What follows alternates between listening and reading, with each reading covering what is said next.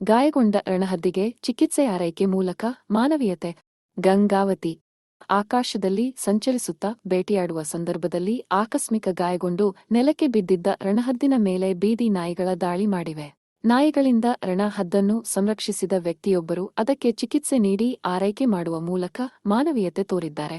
ಜನವಸತಿ ಪ್ರದೇಶದಕ್ಕೆ ಬರುವ ವಿಷಜಂತು, ಕೀಟ, ಹಾವು, ಮೊಸಳೆಗಳನ್ನು ಅವುಗಳ ಜೀವಕ್ಕೆ ಹಾನಿಯಾಗದಂತೆ ಹಿಡಿದು ಸುರಕ್ಷಿತ ಪ್ರದೇಶಕ್ಕೆ ಬಿಟ್ಟು ಬರುವ ಹವ್ಯಾಸ ರೂಢಿಸಿಕೊಂಡಿರುವ ಈ ಯುವಕ ಜನಸಾಮಾನ್ಯರಿಂದ ಸ್ನೇಕ್ ಪುಟ್ಟು ಎಂದು ಕರೆಯಿಸಿಕೊಳ್ಳುತ್ತಾರೆ. ಸ್ನೇಕ್ ಪುಟ್ಟು ಅಲಿಯಾಸ್ ರಾಘವೇಂದ್ರ ಸಿರಿಗೇರಿಯವರಿಗೆ ರಣಹದ್ದು ಜಯನಗರದಲ್ಲಿ ಪತ್ತೆಯಾಗಿದ್ದು, ಗಾಯಗೊಂಡಿದ್ದ ರಣಹದ್ದು ಜಯನಗರದ ಮೊದಲ ಹಂತದ 6ನೇ ತಿರುವಿನ ಮನೆಯೊಂದರ ಬಳಿ ಕಂಡುಬಂದಿದೆ. ಹಾರಲಾಗದ ಸ್ಥಿತಿಯಲ್ಲಿದ್ದ ಹದ್ದಿನ ಮೇಲೆ 3-4 ಬೀದಿ ನಾಯಿಗಳು ದಾಳಿ ಮಾಡಲು ಮುಂದಾಗಿದ್ದನ್ನು ಕಂಡ ಸ್ಥಳೀಯರೊಬ್ಬರು ನಾಯಿಗಳನ್ನು ಓಡಿಸಿದ್ದಾರೆ.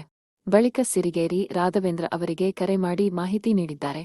ಸ್ಥಳಕ್ಕೆ ಬಂದ ರಾಘವೇಂದ್ರ ಹದ್ದನ್ನು ನಿಧಾನವಾಗಿ ಹಿಡಿದುಕೊಂಡು ಸುರಕ್ಷಿತವಾಗಿ ತಮ್ಮ ಮನೆಗೆ ಕೊಂಡೊಯ್ದಿದ್ದಾರೆ.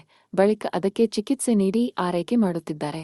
ರಾಘವೇಂದ್ರ ಸಸ್ಯಾಹಾರಿಯಾಗಿದ್ದು, ಕೇವಲ ಹದ್ದಿನ ಜೀವ ಉಳಿಸುವ ಉದ್ದೇಶಕ್ಕೆ ಮಾರುಕಟ್ಟೆಯಿಂದ ಮಾಂಸ ತುಣುಕುಗಳನ್ನು ತರಿಸಿ ತಿನ್ನಿಸುತ್ತಿದ್ದಾರೆ. ನೋವು ನಿವಾರಕ ಔಷಧಿಯನ್ನು ಪೇನ್ ಕಿಲ್ಲರ್ ಹದ್ದಿಗೆ ಸಿರಿಂಜ್ ಮೂಲಕ ಬಾಯಲ್ಲಿ ಹಾಕಿ ಬಳಿಕ ನೀರು ಹಾಕಲಾಗುತ್ತಿದೆ. ಹದ್ದು ನಿಧಾನವಾಗಿ ಚೇತರಿಸಿಕೊಳ್ಳುತ್ತಿದೆ. ನಾಳೆ ಅಥವಾ ನಾಡಿದ್ದು ಪಶು ವೈದ್ಯರಲ್ಲಿ ಕರೆದೊಯ್ದು ಹೆಚ್ಚಿನ ಚಿಕಿತ್ಸೆ ನೀಡಲಾಗುವುದು. ಹದ್ದು ಸಂಪೂರ್ಣ ಚೇತರಿಸಿಕೊಂಡ ಬಳಿಕ ಸುರಕ್ಷಿತ ತಾಣಕ್ಕೆ ಬಿಟ್ಟು ಬರಲಾಗುವುದು ಎಂದು ಸಿರಿಗೇರಿ ತಿಳಿಸಿದ್ದಾರೆ. ಪ್ರಜಾ ಭಾರತ ನ್ಯೂಸ್ ಸದಾ ನಿಮ್ಮ ಸೇವೆಯಲ್ಲಿ. ಧನ್ಯವಾದಗಳು.